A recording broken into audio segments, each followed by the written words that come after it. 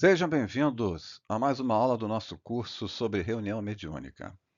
Na aula de hoje falaremos sobre o lado espiritual do Centro Espírita.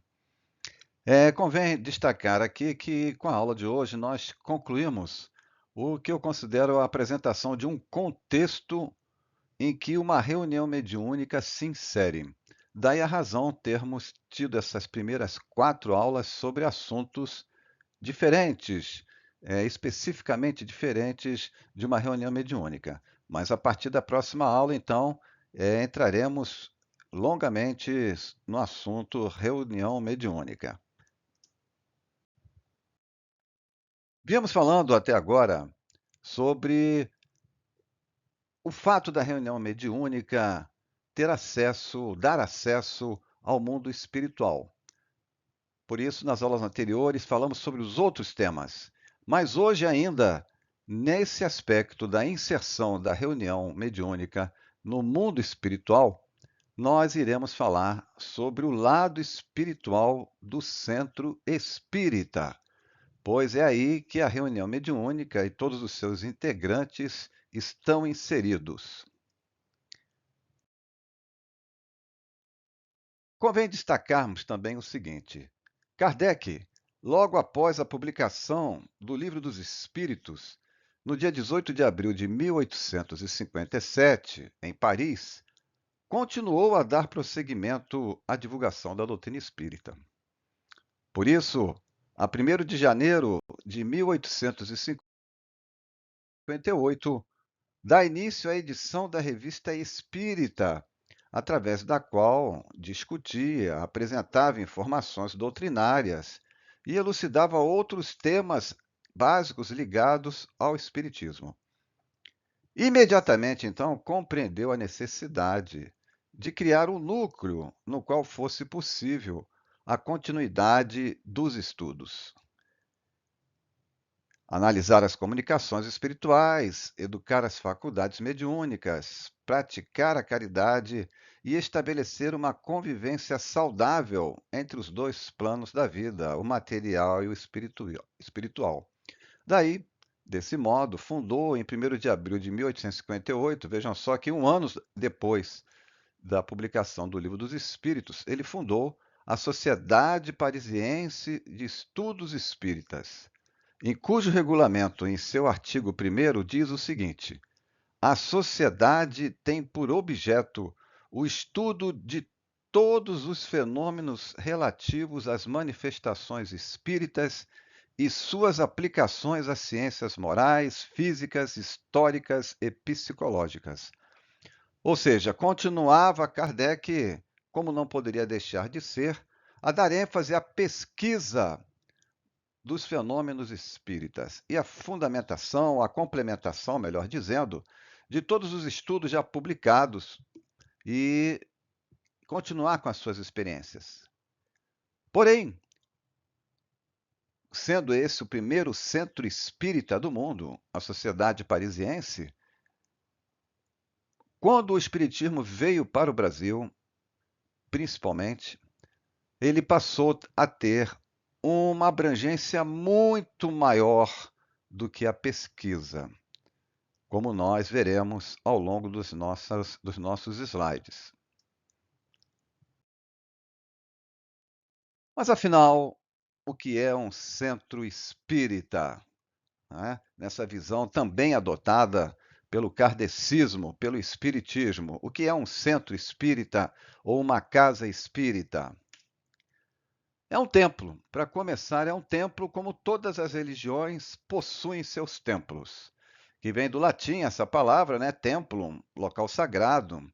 É uma estrutura arquitetônica dedicada ao serviço religioso como um culto. Mas o centro espírita, portanto, é considerado na teologia religiosa ampla como um templo por esta mesma terminologia. Então, o centro espírita também é um templo religioso. Ele possui muitas outras características que o diferenciam, obviamente, dos demais templos religiosos. Esta primeira fase é muito importante e sintetiza tudo o que acontece numa casa espírita, num centro espírita. O papel da casa espírita é acolher, consolar, esclarecer e orientar. Olha quantos verbos e quantas funções deles que são consequentes para todos aqueles que frequentam ou que virão a frequentá-lo. Mas o que encontramos, enfim, em uma casa espírita bem orientada? O que é o normal, né?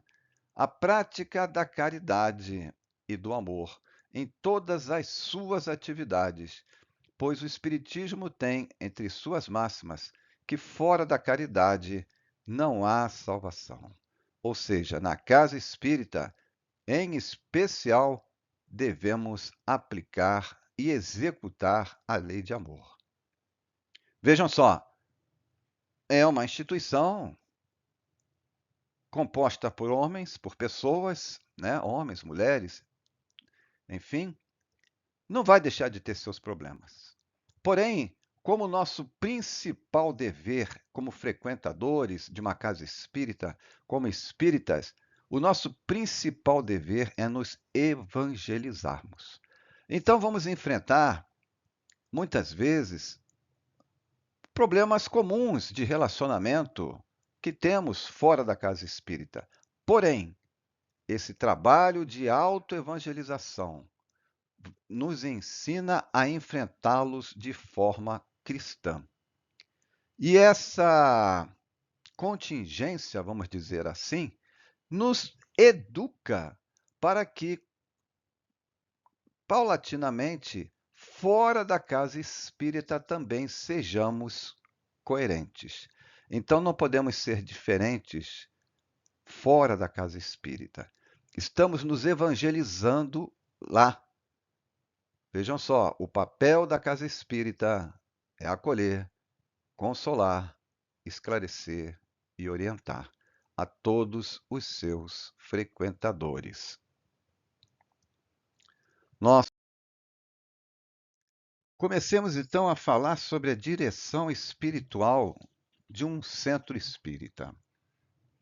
Os planos para a fundação de um centro espírita ocorrem no mundo espiritual, com antecedência de muitos anos, quando aquela equipe que foi incumbida de fundar um centro espírita assume a responsabilidade de orientar e assessorar as futuras atividades que ali serão desenvolvidas.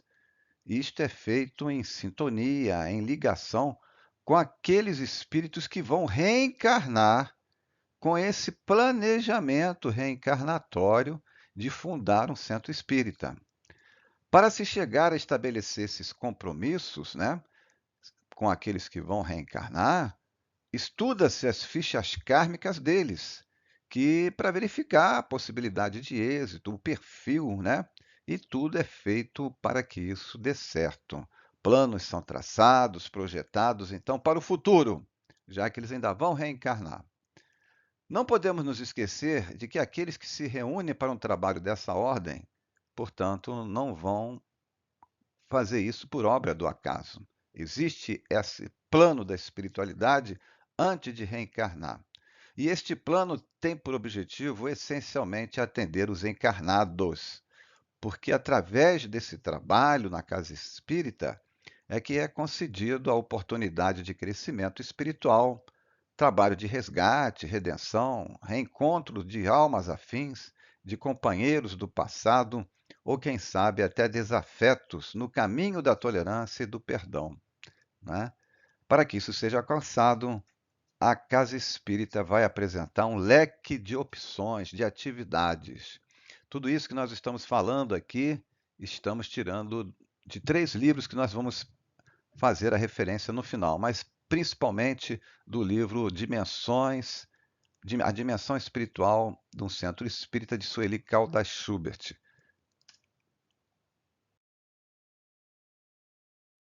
O mentor. Toda casa espírita tem um mentor. Muitas atividades também dentro de uma casa espírita também tem um mentor, um patrono.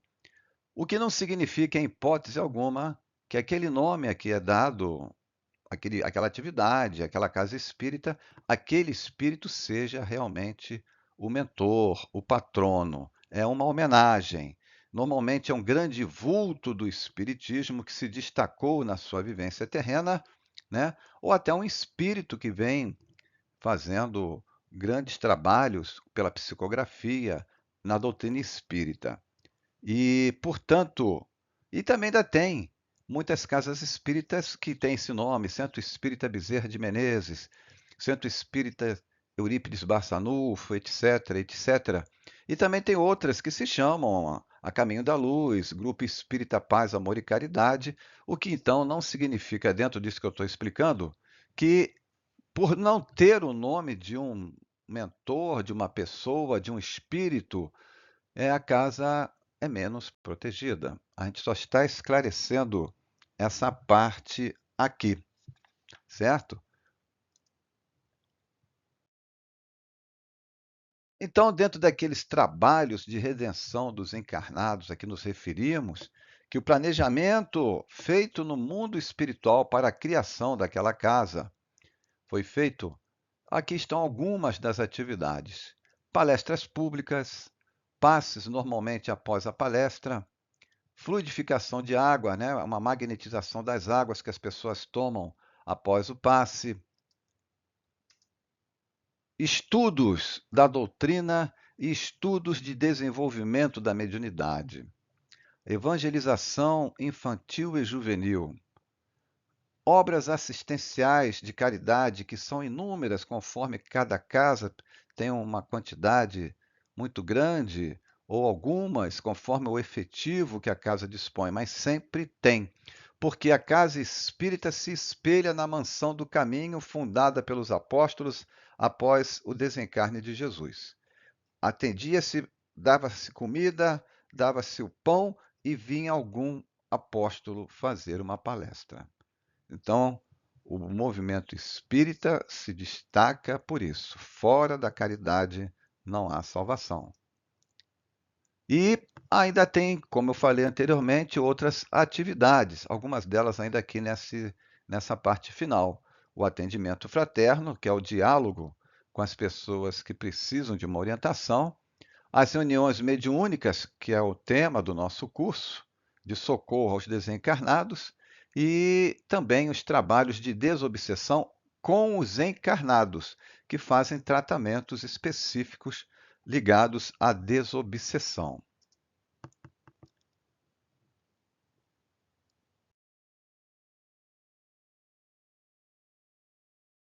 Comentando sobre tudo isso, enfim, vamos chegar ao tema específico da aula de hoje, que é a dimensão espiritual do centro espírita. Tudo isso que nós conversamos sobre as atividades que uma casa espírita possui tem um lado espiritual. Muita coisa que acontece numa outra dimensão da vida.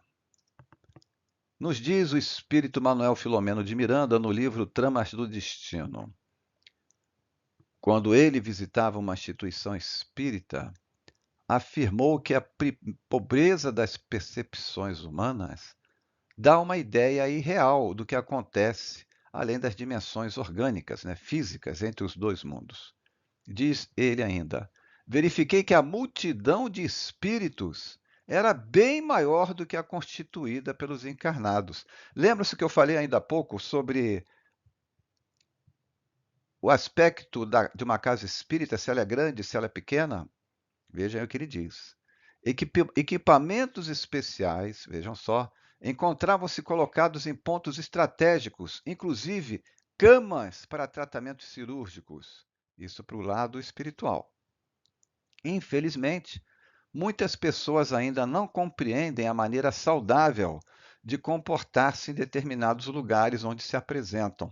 Tornam-se palradoras na linguagem, falam demais, são inquietas. É um templo sagrado. Estamos vendo aqui que tem espíritos em tratamento lá, né? E o irmão Jacob, no livro Voltei, ele também faz algumas colocações, como estão aí listadas. Quando de suas atividades depois da desencarnação, o irmão Jacob, como preparação para as tarefas que iria assumir, visitou dezenas de instituições espíritas, onde encontrou multidões de espíritos como se fossem acidentados às portas dos hospitais de emergência. Estão lembrados que eu falei no início sobre o objetivo da criação do primeiro centro espírita do mundo por Kardec, destinado a pesquisas. E vejam a dimensão que isso atingiu nos dias de hoje. Continuando a nos referir à dimensão espiritual da casa espírita, vejam o que Kardec nos fala no Livro dos Médiuns. Contra um outro escolho, obstáculo, problema, tem que lutar as sociedades espíritas. Naquela época não se chamava centro espírita, e sim sociedade espírita. Pequenas ou grandes, e todas as reuniões, os ocasionadores de perturbações não se encontram somente no meio delas, mas também no mundo invisível. Assim como há espíritos protetores das associações, dessas casas espíritas, das cidades e dos povos, espíritos malfeitores se ligam aos grupos, do mesmo modo que aos indivíduos. Ligam-se primeiramente aos mais fracos, aos mais acessíveis, procurando fazê-los seus instrumentos, e gradativamente vão envolvendo os conjuntos. Por isso que tanto mais prazer maligno experimentam, quanto maior é o número dos que lhes caem sob o jugo. Vejam essa chamada, esse alerta que Kardec nos faz sobre perigos existentes no mundo espiritual contra uma casa espírita. E nós vamos trazer aqui nos próximos slides maiores esclarecimentos sobre isso. Daí a necessidade das casas espíritas terem de possuir suas defesas magnéticas. Tá? Magnéticas porque são energias que impedem, dificultam, na realidade, impedem que espíritos não autorizados tenham acesso a vários lugares. Nós estamos vendo aí um slide com desenho, uma obra de arte de uma casa espírita, e do lado de fora vários espíritos que não conseguem entrar acompanhando os encarnados que estão vendo ali entrando pela porta. Do lado de fora tem espíritos que não conseguem entrar acompanhando eles, porque é uma barreira magnética. Então nos diz lá o livro Dimensões Espirituais da Casa Espírita. Espíritos especializados fazem a triagem dos desencarnados que entrarão na casa espírita, sempre visando os que estão em condições de serem beneficiados. Mas outros são momentaneamente afastados, inclusive de suas vítimas, enquanto estas permanecerem no centro. Então, se as suas vítimas, ao longo do trabalho que devem realizar ao frequentar uma casa espírita, não se modificarem, vão se afastar das influências espirituais somente no momento que entram na casa espírita. Quando sair da casa espírita, voltam a ficar ligados a eles. Em decorrência, grande é o número de entidades que ficam do lado de fora da casa espírita, como aguardando permissão para entrar ou interessadas em achar alguma brecha nas defesas magnéticas, com o intuito de perturbar o funcionamento da casa espírita. Não existem brechas, né? Os espíritos trabalham muito bem nisso. Mas mesmo com todas essas providências, alguns imprevistos podem ocorrer lá dentro, mas eles estão sempre sob controle, porque há um monitoramento permanente. Veja aí no canto superior direito, setor de vigilância. Em todas as atividades dentro de uma casa espírita, há setores de vigilância, como nos relatam as obras de André Luiz, né? Manuel Filomeno de Miranda, são obras que nos relatam todas essas providências tomadas pelo mundo espiritual.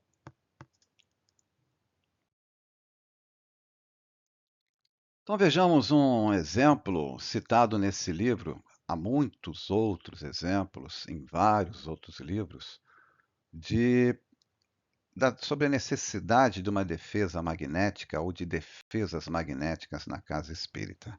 Então, nesse livro aí, Aconteceu na Casa Espírita, no seu primeiro capítulo, intitulado Infiltração Programada, nos diz o seguinte: em estranha cidade do plano espiritual inferior, congregavam-se espíritos obsessores com as mais perversas intenções.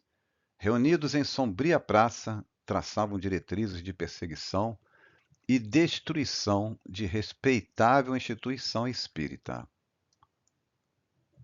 Qual a missão? Perguntou Gonçalves, um dos comparsas imediatos do chefe. A missão, respondeu o sinistro orador, é de infiltração espiritual. Estamos de longa data planejando invasão a esta casa espírita. Domínio e destruição. Quando o adversário-chefe pronunciou estas palavras, extensa turba de espíritos correu para junto do seu mestre. Aí vejam só o relatório que ele passa para os seus asseclas sobre a casa espírita, que seria o motivo do ataque deles.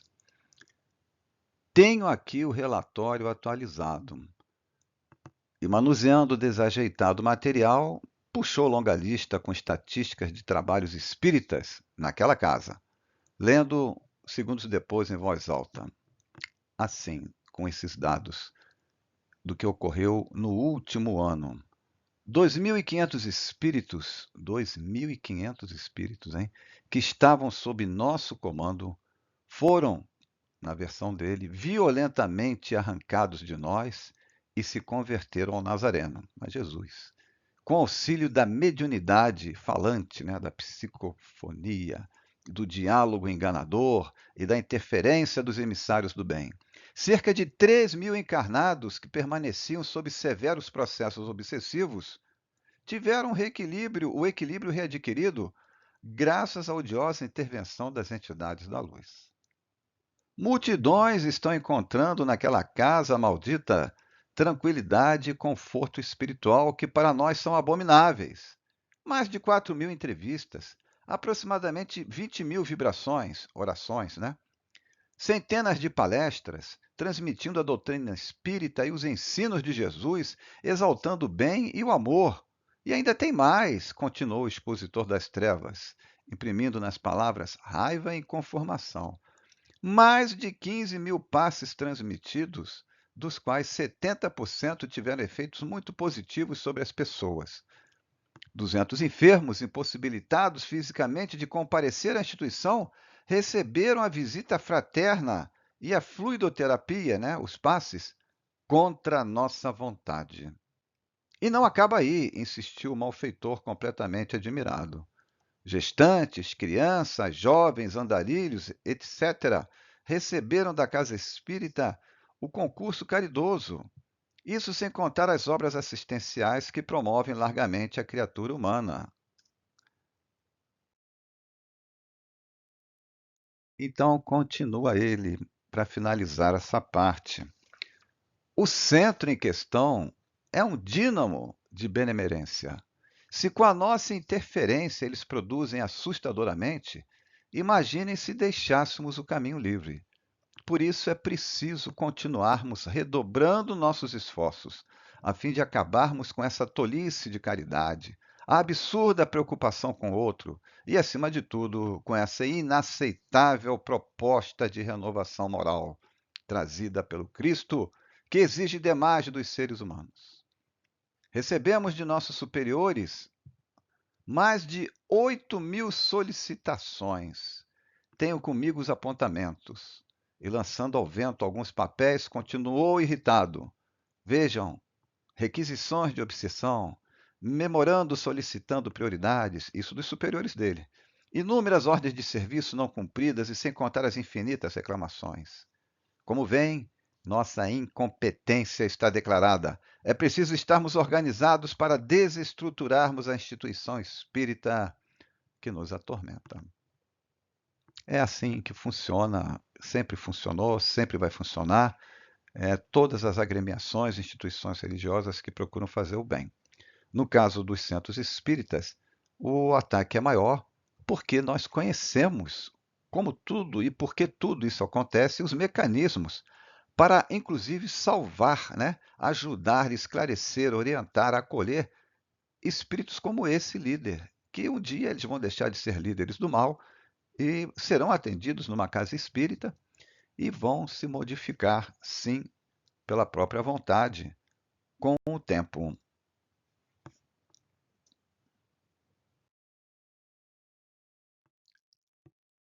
Vamos falar agora da reunião pública, das palestras. Vejam que no centro da tela está lá o setor de vigilância, né?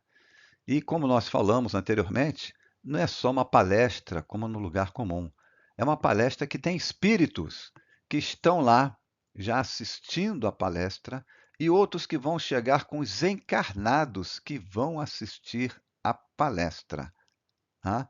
Aqui nos relata o espírito Manuel Filomeno de Miranda, no livro Entre Dois Mundos, o seguinte: este recinto da palestra recebe da espiritualidade grande cuidado. Espíritos especializados magnetizam o ambiente e o preservam e renovam constantemente, propiciando uma psicosfera saudável. São instaladas defesas magnéticas que impedem a entrada de entidades desencarnadas, hostis e malfeitoras. Portanto, só entram aqueles que obtêm permissão. Mas como? Não tinha barreira lá na frente da casa espírita? Como é que ainda entraram aí? É que tem espíritos que vêm para outros trabalhos, né? Serão socorridos nas reuniões mediúnicas que nós vamos estudar. Então, continua ele: tais cuidados são imprescindíveis em razão da natureza do trabalho que os centros realizam, relativamente aos encarnados. Vamos lá, vejam só o que ele descreve o perfil dos encarnados que vão a uma palestra. A grande maioria comparece movimentado, impelido pelos problemas e sofrimentos que carrega. Quando chegam, estão aflitos, cansados, desesperados e não raramente com ideias de suicídio ou outros tipos de pensamentos extremamente negativos. Recorrem ao espiritismo na condição de náufrago de tormentas morais e vibram em desarmonia, imantados muitas vezes aos desafetos espirituais que os acompanham. Muitas vezes também esses encarnados estão portando fluidos perniciosos, ideias fixas, ideias negativas, tendências a suicídio, remorsos de ações que cometeram. Então, esse conjunto de vibrações desarmônicas, mais os espíritos desequilibrados que os acompanham, né, trazem uma psicosfera negativa que é saneada por todos esses recursos que nós citamos, que são colocados num recinto de palestra. Ainda tem mais um pouco, que continua ele nos dizer o seguinte: durante a palestra, grande apoio é emprestado aos encarnados do público. Equipes especializadas atendem aqueles que estão em condições de serem socorridos, que estão receptivos, por estarem com o pensamento ligado na palestra, né? E aquilo os foca, os permite que eles sejam socorridos. E vejam o que ele ainda continua a dizer. Espíritos elevados muitas vezes utilizam dos recursos de painéis fluídicos que dão vida aos comentários do expositor, favorecendo o entendimento da assembleia de desencarnados ali presentes, né? E os que estão de lá, aqueles espíritos que ficaram lá do lado de fora da casa espírita, se coloca lá alto-falantes, às vezes até telões, para que eles também ouçam e vejam a palestra, apesar de não terem podido entrar. Manuel Filomeno de Miranda também fala que muitas vezes ali mesmo na plateia, muito socorro já é emprestado aos encarnados. Então vejam a dimensão espiritual do centro espírita numa simples palestra. Vamos agora para o que vem depois, normalmente, de uma palestra, que é a sala de passes. E, novamente, aí agora vem André Luiz nos explicar o seguinte. O recinto destinado aos passes apresenta características específicas, por causa do trabalho ali realizado.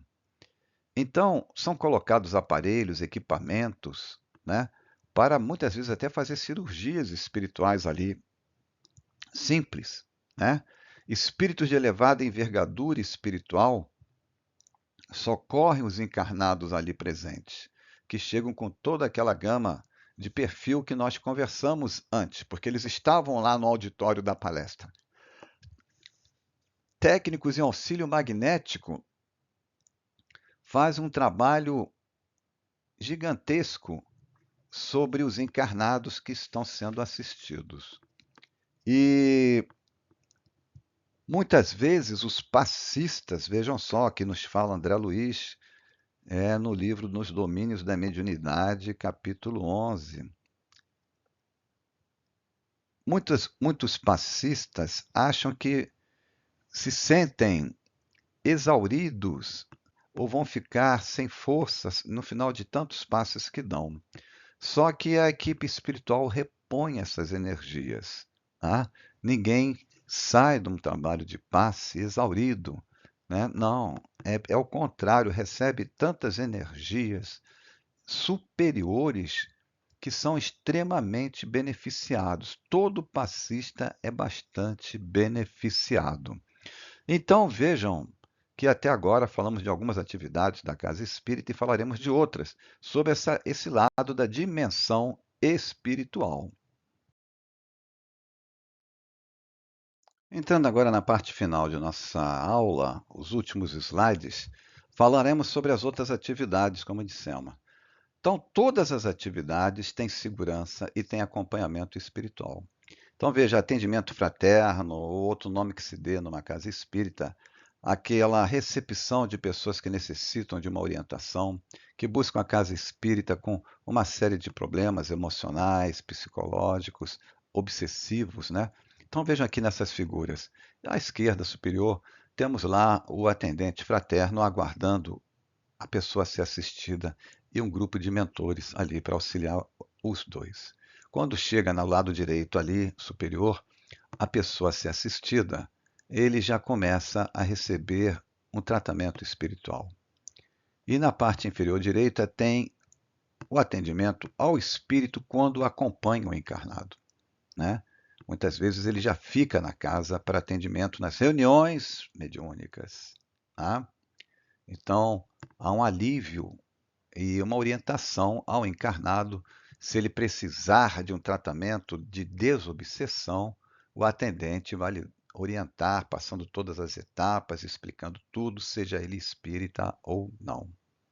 Mas então, em todas as atividades, é um sistema a casa espírita, né? É um sistema.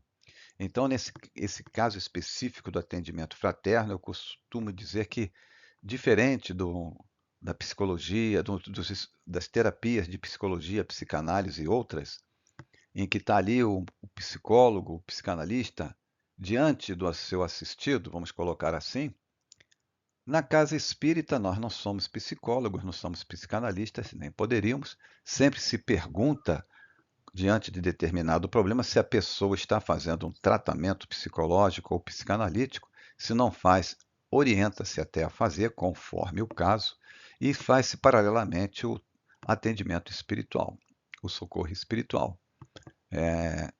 Então, a pessoa recebe toda essa gama de orientações.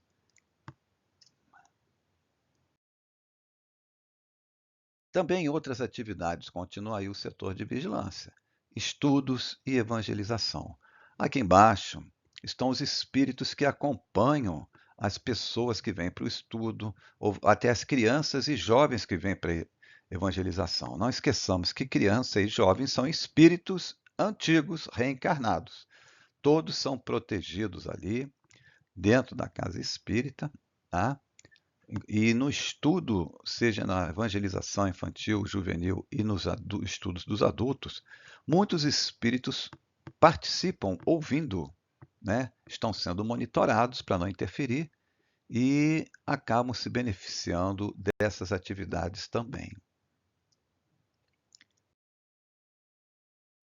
E nas atividades sociais, que eu chamei aqui de atividades caritativas, de entrega de cesta básica, sopão, visita a asilo, visita a orfanato, visita a presídio, realização do culto do evangelho no lar para ensinar as pessoas a fazerem evangelho, e aí vai uma lista infindável conforme a casa espírita e suas atividades. Seja, porém, qual for a atividade destas que estão aqui, eu acho que eu falei, e outras que eu não falei, todos serão protegidos dentro e fora da casa espírita. A espiritualidade amiga não nos abandona. Tá? É a dimensão espiritual do centro espírita. E aqui vem um detalhe específico para o nosso estudo das reuniões mediúnicas.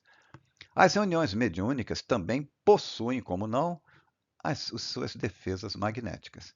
Então vejam aqui uma mesa representando a mesa mediúnica, né? Onde as pessoas sentam para fazer o seu trabalho. E no fundo, os espíritos são divididos em grupos afins. A espiritualidade os divide conforme os seus pontos comuns. Então você, às vezes, tem muitos espíritos no grupo 1 e vai se manifestar apenas 2 ou até 1. E aquela conversa do dialogador com o espírito atenderá a todos, porque todos estarão ouvindo, e assim para todos os demais grupos. Falamos naquela barreira que tem fora da casa espírita.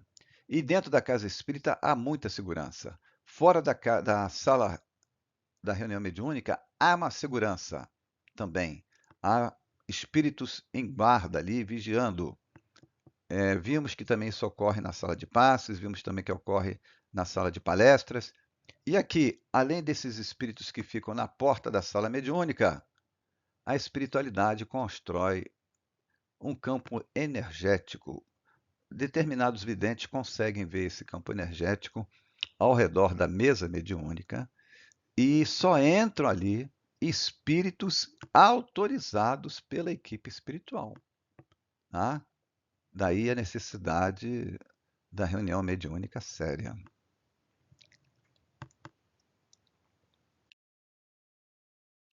Vejam que no Brasil, quando começamos, as reuniões mediúnicas se davam no lar.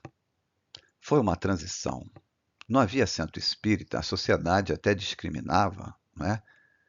Mas pelo que nós vimos hoje, a casa, o seu lar, não é o lugar para se fazer reunião mediúnica. Tá? Não é o lugar. E durante o nosso curso específico de reunião mediúnica, teremos vários outros exemplos sobre essas dificuldades, esses problemas, esses perigos que os trabalhos apresentam se não for feito no lugar e com as pessoas bem treinadas para isso.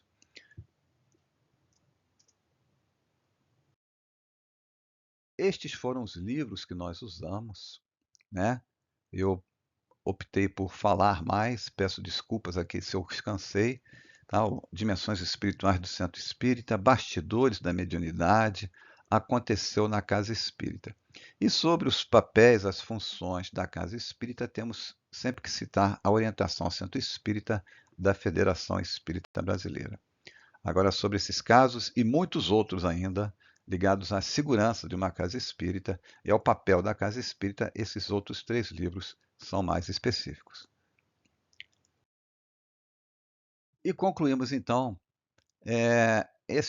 estas primeiras aulas que falei no início, que contextualizam aonde uma reunião mediúnica se insere, e eu creio que eu passei, essa foi a minha intenção, de explicar com mais cuidado o que Hermínio Miranda, no livro Diálogo com as Sombras, que nós citamos na primeira aula, né? Ele quis dizer com o relacionamento com o mundo espiritual se reveste de enganosa simplicidade, né? Lá na introdução desse livro.